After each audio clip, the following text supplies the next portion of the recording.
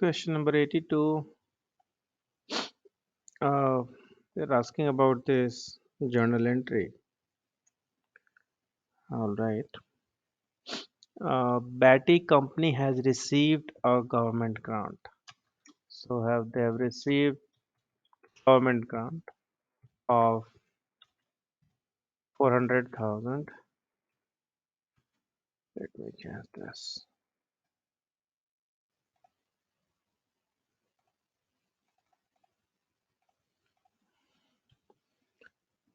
B company has received a government grant of 400,000 on January 1st, 2050.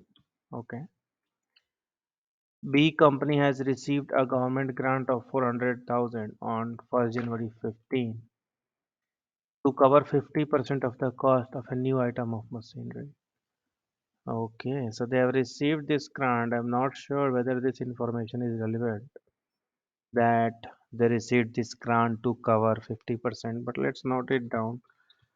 To cover 50% of cost of a new PP&E machinery, I will just call it property, plant and equipment. The grant was correctly recorded at that date. Okay. So they recorded it correctly on this date. All right. The machinery will be depreciated over 5 years. Okay. Useful life of, I think we should write machinery only. Machinery. So the useful life of machinery is 5 years. All right. And the residual value is estimated to be 25,000. Residual value is estimated to be 25,000. Battery company are expecting to meet Battery company are expecting to meet all the performance obligations of the grant. Battery company are expecting to meet all the performance obligations of the grant. Okay. They are going to meet all the conditions. All right. Using the drag and drop options below, select the double entries required to record the subsequent treatment of the grant in the financial statement during the year. Hmm. What will be the subsequent treatment? Okay. And the depreciation charge. Hmm. So they received the grant on 1st January 15. They recorded it rightly. Then what will be the subsequent entry on 31st December 15? That is the ask. What will be your J on it? So,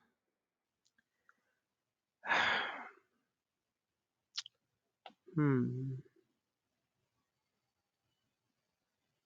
So what we are going to do? So they have given this accounts, the four accounts. Against each of these, we need to put the amount and whether it will be a debit or a credit. So they have given other income. Okay. They have given this deferred income. Then we have depreciation expense, and then we have accumulated depreciation. So we know like depreciation is debit.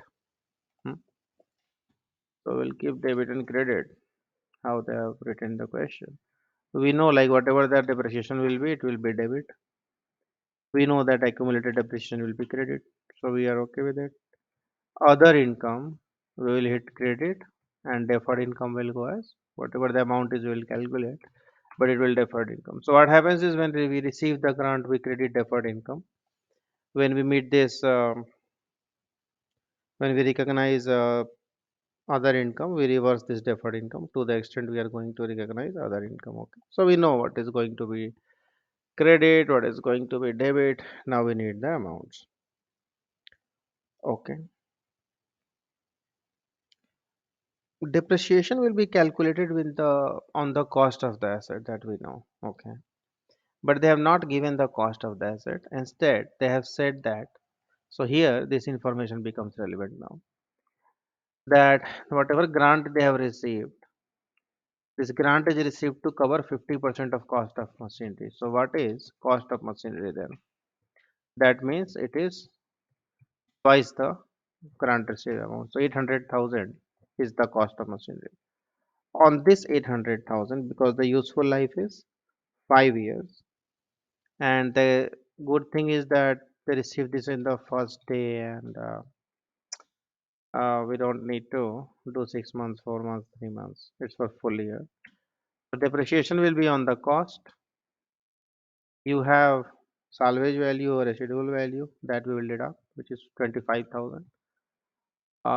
What? Okay, need to deduct. Yeah. So on 775, this is the depreciable base, 775. On this, we will divide it. We will divide it by 5, which is the useful life of the asset.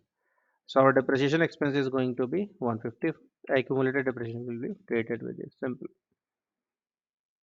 Then also because the asset life is 5 years, and we have received this grant to cover the cost of the machinery to the extent of 50%.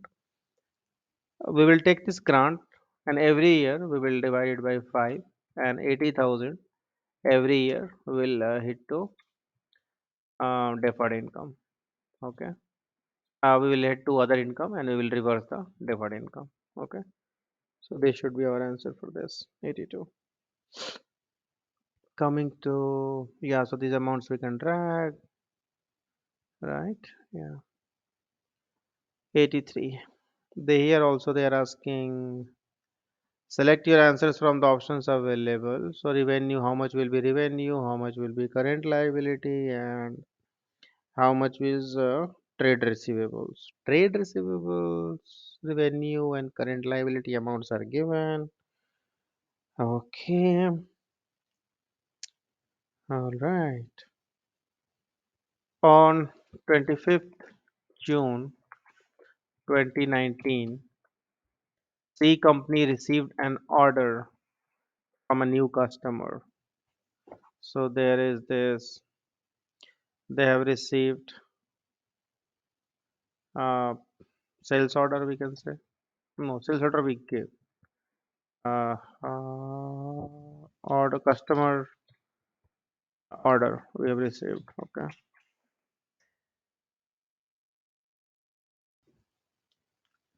So this thing for products with a sales value of 900,000. Okay.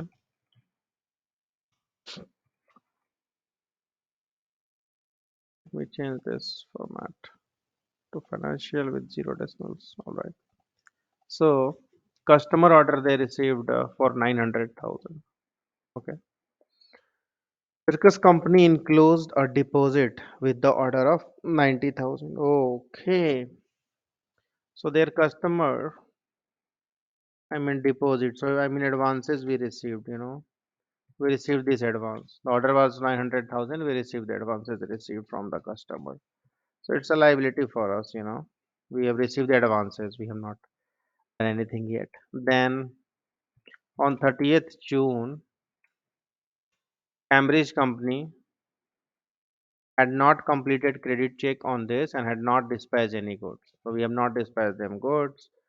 According to IFRS 15 revenue from customers, how should Cambridge company record this transaction? So this will be as our liability, This will be our current liability, this amount, because we have not actually performed. Performance obligation has not been met. We have not sold them goods, so revenue will be nil. Hmm? So they are asking how much is revenue. So revenue will be nil. No AR also. So revenue or trade receivable both will be nil. Okay. Revenue will be nil. Your trade receivable is also nil, right? There's no trade receivable. But yeah, if you receive the advances, it is your current liability. Okay. So how much we have received? 900,000. So this will be our current liability.